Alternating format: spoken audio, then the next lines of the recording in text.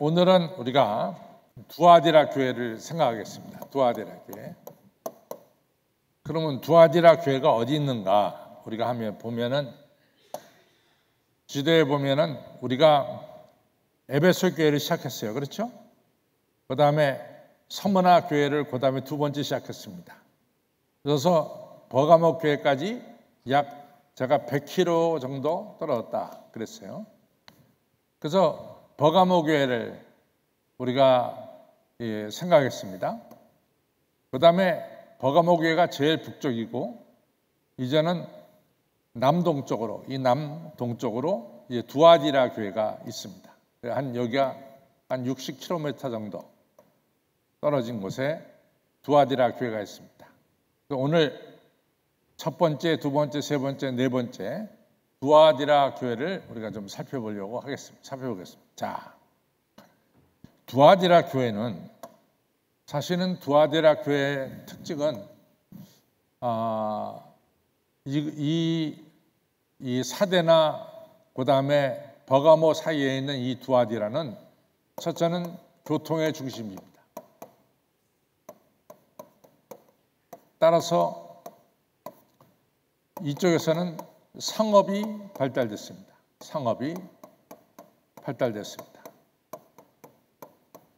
특별히 우리가 두아디라 교회를 알고 있는 것은 어떻게 알고 있냐면 여러분 아시다시피 사도행전 우리가 16장에 보면은 이 사도행전 16장이 매우 중요한 장인데 왜 중요한 장이냐면은 그 복음이 아시아에서 이 유럽으로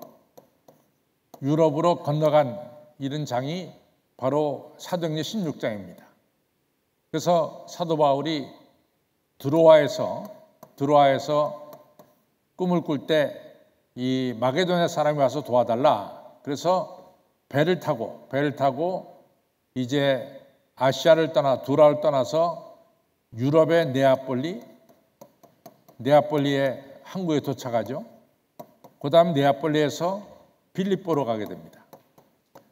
근데 아시다시피 그 당시에 빌립보만 하더라도 유대인들이 많이 안 살았던 것 같아요. 그래서 되게 유대인들 10가정이 있으면은 뭐가 있냐면 시나고그가 있는데 이 회당이 있는데 10가정이 없었던 것 같아요. 그래서 사도 바울이 이 빌립보에서 복음을 전할 때 누구를 만나냐면 빌립보 하면은 우리가 유명한 루디아라고 하는 여성을 만납니다. 사실은 이 여성 영어로는 리디아인데 우리 성경으로 루디아라 그래가지고 이제 루디아가 되는데 이 루디아라고 하는 여자를 만나죠. 근데 루디아라고 하는 여자를 어떻게 설명하고 있어요? 에? 뭐라고 설명하고 있죠, 루디아?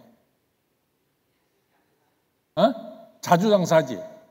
어디서 자주장사한다 그랬어요? 두아디라에서 자주장사한다 그랬어요. 두아디라. 그래서 자주장사한다 그랬어요. 그래서 우리가 루디아를 통해서 두아디라를 알게 됩니다. 그러니까 두아디라는 상업도시인데 특별히 직조, 천을 만드는 것과 또는 우리가 이 피역 계통과 또 세 번째는 구리 세공과 또 네 번째는 이 염색업이 굉장히 발달됐어요. 그런데 아시다시피 이런 사업들 다 이런 사람의 손으로 다 하는 거 아니에요? 사람의 손. 그래서 여기에는 이 여러 사람들이 함께 일하는 우리나라에 말하는 협동조합과 같은 유럽에서의 협동조합은 우리가 GUILD 길드라고 그러죠. 길드. 그래서 유럽에서는 우리는 협동조합이라고 부르고 유럽에서는 길드죠. 그래서 염색하는 업자들끼리 서로 합쳐가지고 이제 물건을 사기도 하고 팔기도 하고 구리세공하는 업자가 사기도 하고 팔기도 하고 이러면서 아주 길드가 아주 길드가 상당히 발달된 도시가 바로 이제 어디냐? 이 두아디라다 그 말이에요.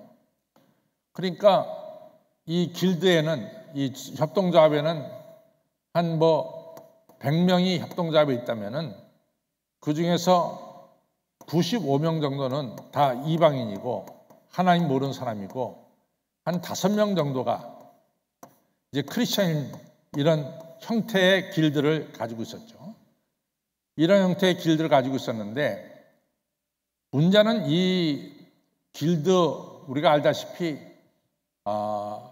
예를 들어서 배 어업하는 분들은 첫 출항을 할 때, 고기 잡으러 첫 출항할 때 뭡니까? 이 사람들 굿합니다. 그래갖고 돼지머리 앞에 두고 오늘 항해가 잘 될 수 있도록 굿을 한단 말이죠. 그것이 우리나라도 아주 만연한데 그 옛날에도 똑같았어요. 이 길드에 있는 모든 사람들이 우상 앞에 제사 지내고 그 제사 음식을 갖다가 서로 나눠 먹으면서 우리 올해 이 염색 산업이 또는 구리 세공 산업이 잘 되기 위해서 이렇게 소위 말해서 국 같은 거를 제사를 지냈단 말이죠. 근데 이제 100명이면 100명이 다 하나가 돼서 해야 되는데 그 중에 5명 정도 크리스찬들은 이 우상 앞에 놓여진 음식을 안 먹고 그 다음에 신앙을 지키는, 우상 앞에 절하지 않고 신앙을 지키는 일이 벌어졌단 말이죠. 그러니까 이제 이 길드에서 5명 너희들은 왜 그러냐? 너희들도 우리가 똑같이 절하고 우상 앞에 절하고 장사가 잘 되도록 같이 해야 되지 않느냐? 너희들은 왜 그러냐? 그러면서 이제 핍박을 받기 시작했어요.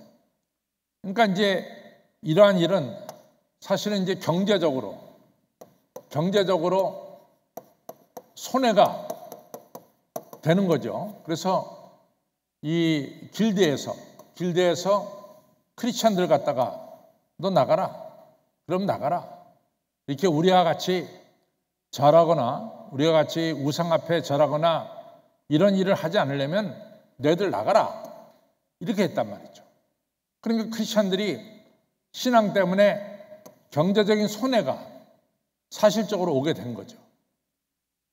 그런데 이러한 때 이제 소위 말해서 두아디라 지역에 소위 자기가 선지자라고 부르는 이세벨이 있었단 말이죠. 이세벨이라는 여자는 뭐라고 말하냐면은 그 우상 앞에 절해도 괜찮아. 너희들이 하나님만 제대로 믿으면 됐지 무슨 우상 앞에 절한다고 해서 큰 문제가 생기겠어? 그래서 소위 선지자라고 하는 이 이세벨이라는 사람이 신앙을 지키려고 하는 이 5%도 안 되는 신앙을 지키려는 사람들한테 절해도 된다. 이런 이야기를 했단 말이죠. 우상 앞에 절해도 된다. 이런 문제 때문에 지금 오늘 재림의 주님께서 이제 두아디라 교회에다가 이야기를 하고 있는 것이죠. 충분히 여러분들 이해가 되시죠? 두아디라 교회 하면은 뭐를 여러분들이 생각하냐면 협동조합이 굉장히 발달된 곳이다. 협동조합이. 길드가 굉장히 발달된 곳이다. 그 다음에 특별히 구리 세공업하고 염색업이 상당히 발달된 데가 두아디라 지역이다. 이렇게 생각하면 되겠어요. 그래서 이 무역을 통해서 이 사람들이 경제적으로 돈을 벌기 시작했는데 그 기반이 바로 길드, 협동조합이다. 이런 것을 우리가 머릿속에 기억해야 됩니다. 그래서 이제 거기에는 이제 우상숭배 이런 문제가 나왔다 이거죠. 그 다음에 두 번째로 중요한 것은 이 두아디라에는 사실은 로마 황제 신전은 없었어요. 황제 신전은 없었습니다. 근데 두아디라 사람들이 누구를 잘 섬겼냐면 아폴로 신을 섬겼어요. 아폴로는 우리가 한 대로 태양의 신이죠. 태양의 신입니다. 아폴로를 섬겼습니다. 그럼 아폴로는 누구의 아들입니까? 누구의 아들이죠, 아폴로? 아폴로가 누구의 아들이죠? 예? 누가 얘기하는 것 같은데? 지금 저한테 들린 소리가 거의 들어맞는데 조금만 크게 말하면 그 맞는 말이에요. 누구의 아들이에요? 제우스의 아들이에요. 제우스의 아들입니다. 제가 이제 이 얘기를 오늘 하는 이유가 있어요. 헬라에 수많은 신이 있죠.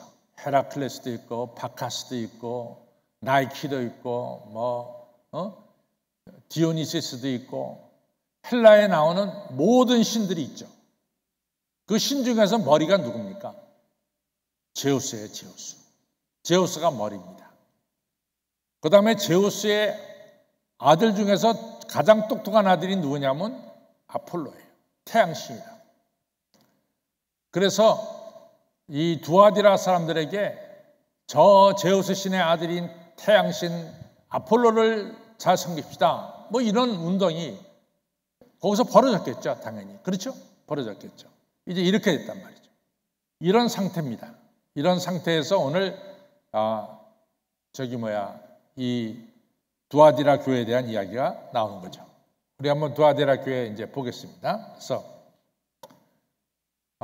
우리가 알다시피 18절하고 19절은 두아디라 교회 소개가 되고 그 다음에 20절에서는 책망이 나오고 또 21절에서 24절까지는 경고가 나오고 또 네 번째 25절부터 29절까지는 결론이 되겠습니다. 이렇게 나눠서 우리가 좀 생각을 해보겠어요. 자, 그럼 두아디라 교회가 어떤 교회냐? 우리 한번 좀 성경에서 들어가 보죠. 두아디라 교회. 두아디라 교회 사자에게 편지하기를 그 눈이 불꽃 같고 그 발이 빛난 주석 같은 하나님의 아들이 가라사대. 여기서 이제 18절에 여러분들 그 하나님의 아들이란 말이 나오죠. 하나님의 아들. 거기다 이렇게 밑줄을 보세요. 하나님의 아들. 왜냐하면 요한계시록에서 딱 한 번 나오는 게 이 얘기예요. 하나님의 아들이란 얘기가 딱 한 번 나옵니다. 어디에? 여기에. 다른 곳에 안 나와요. 여기서 꼭 한 번 나와요. 그럴 때 이제 왜 하나님의 아들 여기서 딱 한 번 나오느냐? 그것은 제가 조금 전에 말씀드렸지만은 그 두아디라 지역에서 섬기는 신이 제가 뭐라 그랬어요? 아폴로라 그랬죠. 아폴로 태양의 신을 섬긴다 그랬죠. 그러면 아폴로는 모든 신 중에 머리가 되는 뭐예요? 제우스 신이란 말이에요. 제우스 신의 아들이란 말이지. 그러니까 아폴로를 소개할 때 뭐라고 소개하겠어요? 두아디라 지역에서 제우스 신의 아들인 아폴로를 섬깁시다. 뭐 이런 식으로 소개할 거 아니겠어요? 바로 그런 상황에서 요한계시록에서 처음으로 바로 이 불꽃 같은 눈을 가지고 계시고 빛난 주석의 발을 가지고 계시는 우리 재림의 주님, 부활의 주님은 누구냐? 바로 하나님의 아들입니다. 이렇게 얘기하는 거예요. 그럼 이해가 되시겠죠? 처음 나와요. 이 하나님의 아들이. 자, 그 다음에 이제 보겠습니다. 내가 내 사업과 사랑과 믿음과 섬김과 인내를 아노니 내 나중에 이가 처음 것보다 많도다. 그래서 여기 2절에 19절에 보면은 18절에서 특징은 우리가 하나님의 아들이라고 하는 것이 특징이고 19절에서 특징은 내 사업을 얘기할 때 사업은 뭐냐? 사랑과, 그렇죠? 그 다음에 믿음과, 그 다음에 섬김과 인내를 가리킵니다. 그래서 19절에서 사업, 이 사업은 뭐냐? 네 가지. 사랑과 믿음과 섬김과 인내. 그러면 우리가 이미 알고 있어요. 사랑의 수고와 우리가 에베소 교회를 할 때 믿음의 역사와 소망의 인내. 그래서 우리가 믿음, 소망, 사랑을 얘기합니다. 그러면 사랑, 믿음, 소망 외에 뭐가 들어가 있어요? 하나가 더 들어가 있죠. 이게 뭡니까? 섬김이에요. 이 섬김이란 건 뭐냐? 우리가 보통 섬김하면 남에게 발을 씻겨주고 남을 섬기는 이런 일들을 우리가 쉽게 생각하는데 섬김. 여기서의 섬김은 뭐냐면 하나님께 예배 드리는 것을 가르쳐요. 예배. 그래서 우리가 예배를 갖다가 월십 서비스라고 그러죠. 월십 서비스. 월십이라고도 하지만 거기다 더 붙여서 월십 서비스. 예배. 그러니까 이 두아디라 교회 성도들은 예배 드리는 일에 아주 열심을 냈어요. 세 번째로.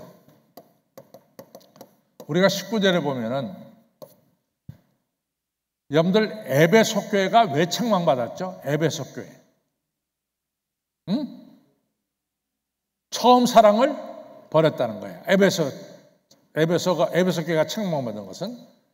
근데 두아디라 교회는 처음보다 나중이 많도다. 그러니까 두아디라 교회는 처음 사랑을 버리지 않았어요. 그렇죠? 처음 사랑을 유지시키면서 나중에 더 신앙생활을 잘한 교회예요. 그래서 두아디라 교회는 칭찬을 받습니다. 첫째는 네 사업, 사랑과 믿음과 섬김과 인내가 있는 이런 너희들 신앙생활을 내가 칭찬한다. 또 한 가지는 너희들 처음 신앙 때보다 시간이 지날수록 더 신앙이 좋다. 이렇게 이제 칭찬을 하는 거죠. 그래서 칭찬받은 교회입니다. 나중에 더 잘. 에베소 교회하고 좀 대조가 되는 것이죠. 그 다음에 또 가봅시다. 그 다음에 또 가보면은 뭐가 나오냐면은 이제 책망이죠. 20절에 책망해 보면 그러나 내게 책망할 일이 있노라.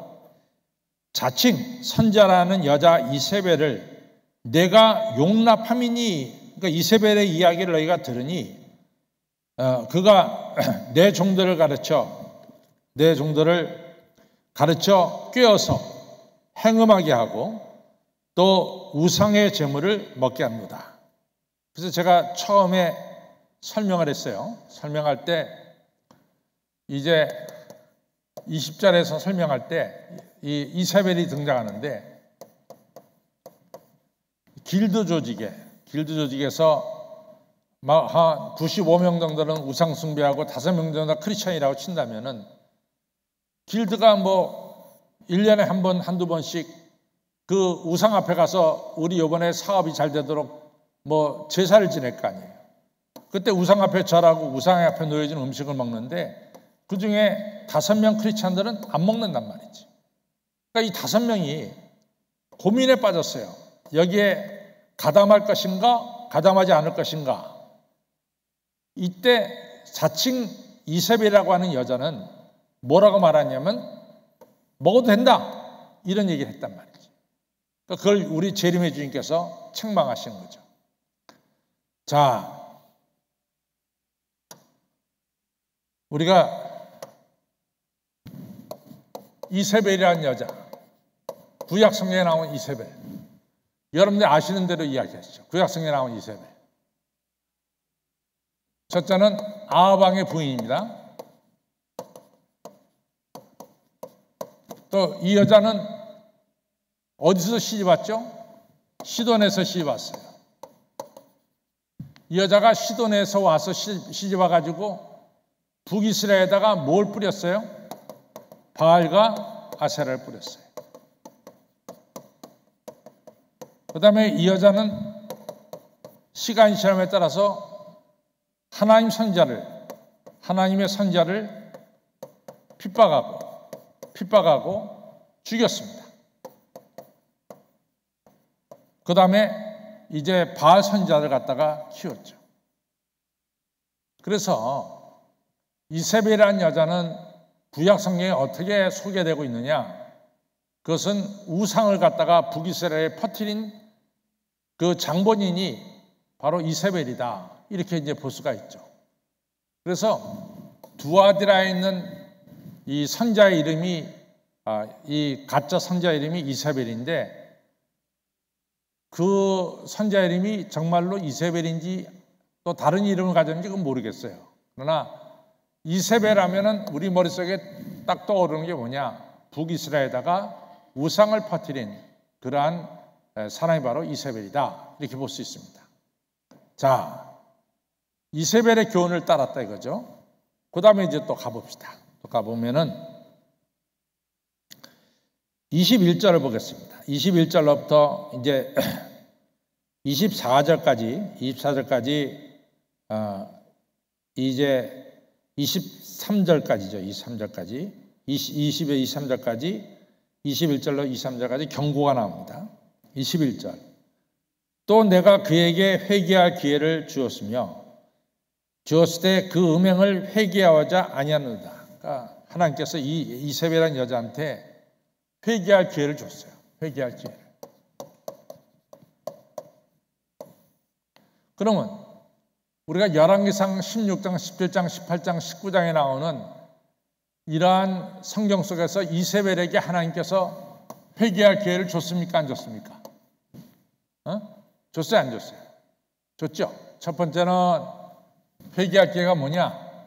3년 6개월 동안 비가 안 왔어요.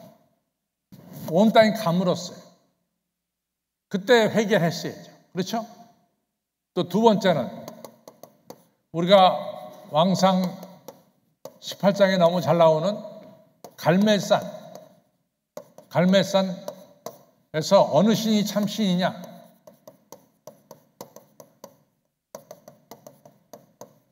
대결이 있었죠. 어느 신이 참 신이냐? 그때 누가 이겼어요? 엘리야의 하나님이 이겼잖아요. 야훼 하나님이 이겼어요. 바알이 졌습니다. 그럼 그때 두 번째 회개할 기회가 생겼어요. 세 번째는 3년 반 동안 메말랐던 땅에 비가 억수같이 쏟아지기 시작했어요. 엘리야가 기도하니 비가 억수같이 쏟아지기 시작했어요. 메말랐던 땅이 단비로 채워지기 시작했어요. 적어도 하나님의 역사가 확실하게 나타난 것 하나, 둘, 셋. 세 번의 기회를 줬는데 세 번 다 이세벨이라는 여자는 회개하지 않았습니다. 바로 오늘 드와디라 교회에 나오는 이세벨이라는 여섯 선지자도 회개할 기회를 줬지만은 회개하지 않은 것이죠. 그래서 21절 또 내가 그에게 회개할 기회를 주었을 때 그 음행을 회개하고자 아니하는도다. 그 다음에 22절 볼지어다 내가 그를 이세벨을 침상에 던질 터이요. 침상에 던진다는 것은 여기서 침상은 병으로 이제 하나님께서 내리는 질병으로 이제 심판하시겠다. 그 병에 걸리면은 우리가 침상에 있을 수밖에 없죠. 그래서 볼지어다 내가 그를 침상에 던질 터이요 질병을 통해서 내가 심판할 것이요. 또 그로 더불어 이세벨과 더불어 간음하는 자들, 다시 말해서 우상 숭배하는 자들은 만일 그 행위 우상 숭배하는 것을 회개치 아니하면 큰 환난 가운데 던지고 환난 가운데 던진다는 것이죠. 심판 속에 던진다는 거죠. 23절 또 내가 사망으로 그의 자녀를 죽이니 여기서 사망이라고 하는 것은 역병으로 여기서 그의 자녀는 이세벨의 친아들 딸을 가리킨 게 아니라 이세벨을 따라 우상 숭배하는 자들을 가리킵니다. 또 내가 역병으로 그 우상 숭배하는 자들을 죽이니 모든 교회가 나는 사람의 뜻과 마음, 사람의 생각과 모든 마음의 뜻을 살피는 자인 줄을 알지라. 내가 너희 각 사람에게 행한 대로 갚아주리라. 하나님의 심판이 나오고 있습니다. 그 다음에 이제 24절로부터는 결론으로 돌아가는 거죠. 결론 가면은 자 24절에 보면은 두아디라에 남아 있어 이 교훈을 받지 아니하고 여기서 이 교훈은 누구의 교훈일까요? 24절에 두아디라에 남아 있어 이 교훈을 받지 아니하고 할 때 이 교훈은 누구의 교훈인가요? 이세벨의 교훈입니다. 두아디라에 남아 있는 성도들 중에 이세벨의 교훈을 받지 아니하고 소위 사단의 깊은 것을 알지 못하는 너에게 말하노라. 그러니까 순수하게 신앙을 가진 사람들에게 내가 말한다. 다른 짐으로는 내게 지울 것이 없노라. 순수하게 신앙을 가진 사람들이 지금 어떤 짐을 가지고 있죠? 어떤 짐을? 순수하게 신앙을 지키는 자가 가지고 있는 짐이 뭐예요? 순수하게 가지고 신앙을 우상 숭배하지 않고 순수하게 신앙을 가진 자가 지니고 있는 짐은 뭘까요?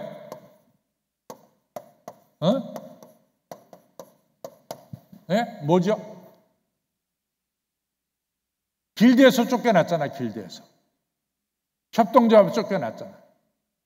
그러니까 무슨 손해를 봤어? 경제적인 손해를 봤다. 그렇죠? 경제적인 손해를 본 거예요. 그것이 지금 순수하게 신앙을 가진 자가 가지고 있는 짐이야. 경제적인 손해를 본 거예요.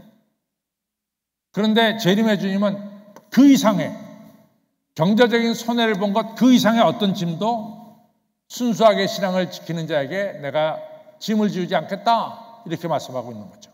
그렇죠? 이미 순수하게 신앙을 지닌 자들은 길드에서 쫓겨났기 때문에 경제적인 손해를 보고 있단 말이지. 그게 짐이죠. 어떤 면에서. 그 짐 외에는 내가 다른 짐을 너희들에게 주지 않겠다. 이런 얘기죠. 그래서 보면은 여기 보면은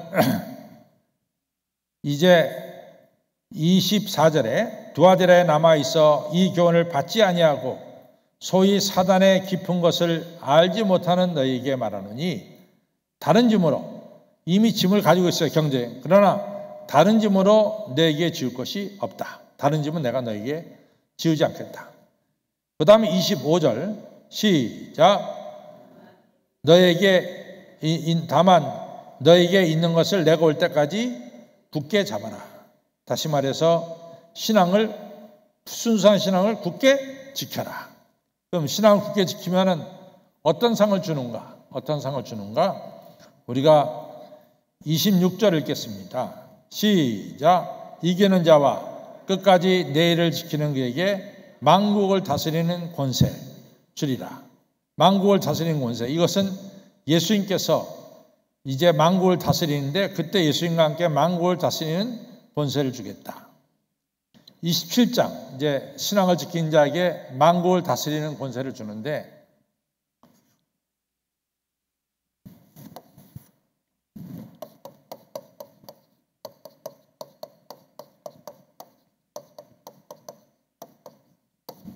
주시는 축복이 뭐냐?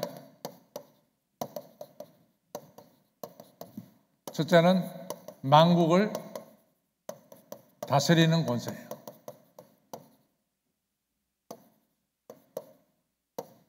그때 이제 만국을 다스리는 걸 때 이제 철장을 주시고 철장은 뭐를 말하냐면 지팡이를 가르칩니다. 지도자가 가지고 있는 지팡이를 가르치죠. 그래서 그 다음 절 우리가 보겠어요. 그 다음 절 보면은 그 다음 절 같이 읽어 나가죠. 시작.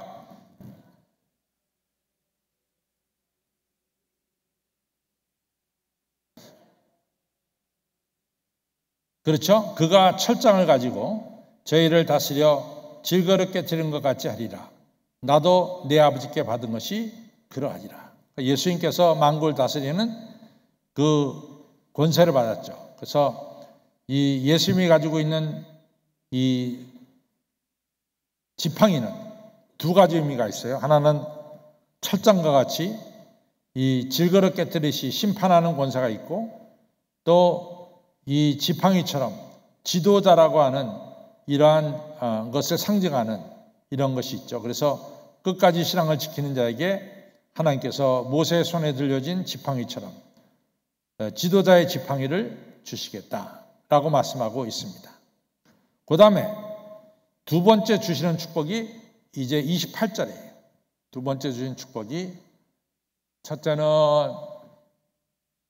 26절, 27절에서 만국을 다스리는 권세고 두 번째 28절에서는 새벽별입니다. 새벽별.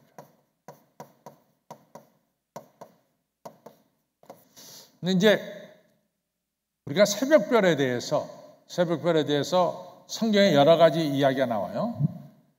첫째, 새벽별 하면 뭐가 딱 떠오르냐면 이사야 14장에 나오는 새벽별, 루시퍼가 나오죠. 루시퍼. 그 다음에 두 번째 새벽별 하면 뭐가 떠오르냐면은 여러분들 다니엘 12장에 보면은 전도한 사람은 하늘의 별처럼 빛나리라 그랬어요. 그렇죠? 12장에 빛나리라. 그 다음에 세 번째 별 하면 뭐가 떠오르냐면 계시록 22장에 보면은 우리 예수님을 가리켜서 뭐라고 그러냐면 새벽별이라고 불러요. 우리 계시록 22장을 좀 가보겠습니다.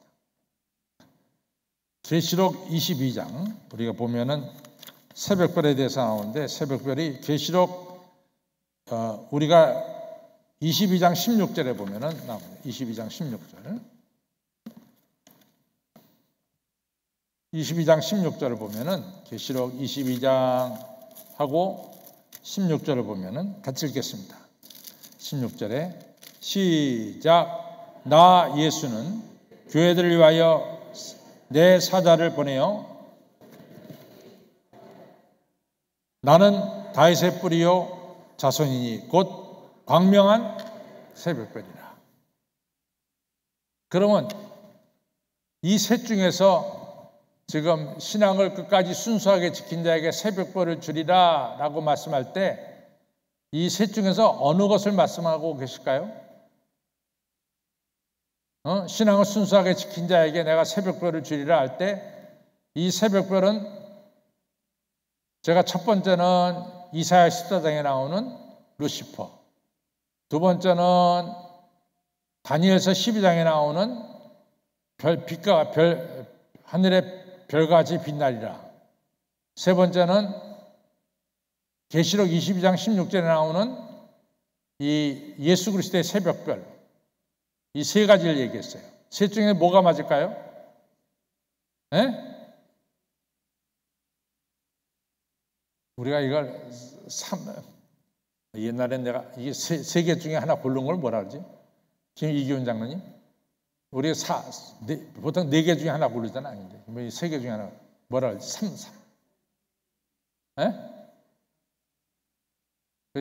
모를 때는 연필을 굴려가지고 여기서 세 번째입니다. 예수 그리스도의 새벽별입니다. 그래서 신앙을 순수하게 지킨 자에게 예수 그리스도의 새벽별을 주리라. 그 다음에 29절은 이런 거 잠깐 수많이 들었어요. 귀 있는 자는 성령의 교회들에게 하시는 말씀을 들을지어다. 우리 예수님 말씀이 성령님과 함께 역사하시는 말씀입니다. 들을지어다. 말씀을 들어야 될 줄로 믿습니다. 여러분과 저는 이 두아디라 교회에 순수한 신앙을 지킨 자에게 주시는 다스리는 권세와 새벽별을 축복으로 받았습니다. 여러분과 저 똑같이 신앙을 끝까지 순수하게 지켜서 다스리는 권세와 그 다음에 새벽별을 축복으로 받으시기를 주님의 이름으로 축원합니다. 우리 결론 읽겠습니다. 같이 읽어나가죠. 결론 시작. 두아디라 교회 성도들 중에 협동조합 이론으로 일할 때 세상적인 물질 때문에 우상에 절하고 우상 앞에 놓여진 음식을 먹으라고 유혹을 받고 있었습니다. 그때 거짓 예언자인 이세벨은 우상에게 절해도 되고 우상 앞에 놓여진 음식을 먹어도 된다고 했습니다. 이런 상황에서 재림의 주님은 불꽃 같은 눈으로 우리를 보고 계신다고 했습니다. 그리고 이세벨의 가르침을 멀리하고 순수하게 신앙생활하는 자에게 만국을 다스리는 권세와 예수 그리스도의 영광의 자리에 참여하는 축복, 새벽별을 내려주시겠다고 했습니다. 성도 여러분, 세상의 우상과 잘못된 것과 타협하지 마시고 끝까지 순수한 신앙을 지키시기를 바랍니다. 그래서 예수 그리스도의 영광에 참여하는 새벽별을 받으시기를 주님의 이름으로 축원합니다.